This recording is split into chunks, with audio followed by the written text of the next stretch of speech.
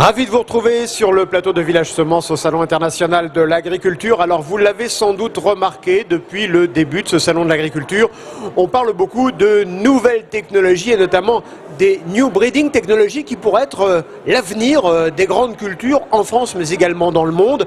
Dossier important du point de vue scientifique, du point de vue économique, du point de vue technologique, mais dossier qui nous ramène aussi à la concurrence des pays étrangers. Justement, je voudrais que nous voyons comment ça se passe à l'étranger avec vous, François Burgot, bonjour. Bonjour. Vous êtes directeur des relations extérieures du GNIS, le groupement des interprofessionnels des semences. Alors, on va faire un petit tour du monde. Sur ces nouvelles technologies, il y a des pays qui sont aussi avancés que nous.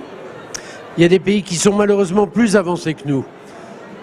En fait, ces nouvelles technologies, elles permettent d'être très précises et d'éteindre ou d'allumer des gènes dans une plante. Et quand les instituts de recherche publique ont découvert cette possibilité, ils se sont tous lancés dans ces technologies. Et je vais vous prendre un exemple qui peut être parlant. On est tous de plus en plus sensibles à la question du gluten dans les céréales et de l'allergie au gluten.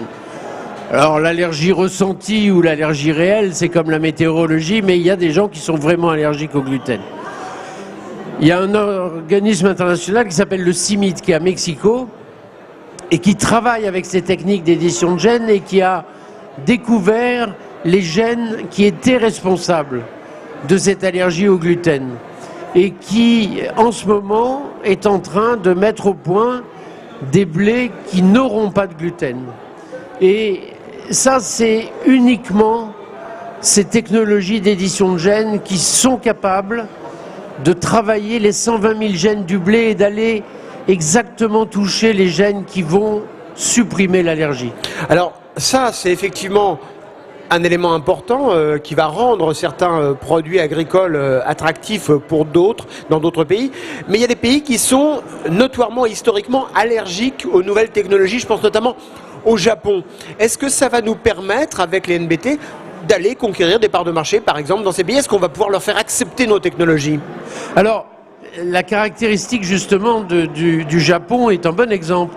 Le Japon a pris conscience que ces technologies n'étaient pas ce qu'on appelle traditionnellement des OGM, c'est-à-dire qu'on n'allait pas chercher des gènes à l'extérieur de la plante pour les introduire dans la plante, mais on allait, encore une fois, toucher aux gènes qui sont déjà là.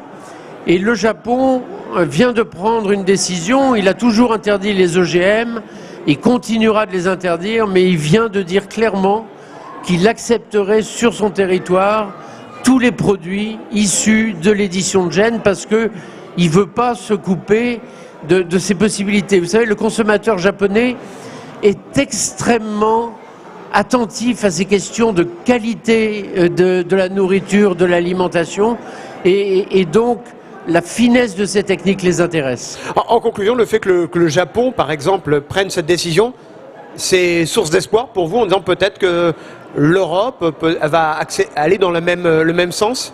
Oui, on espère que l'Europe aura la même sagesse. Eh bien, merci beaucoup François Burgot. Voilà, vous en savez un tout petit peu plus sur ces nouvelles technologies qui seront probablement notre quotidien dans les prochains mois, voire les prochaines années. À très bientôt.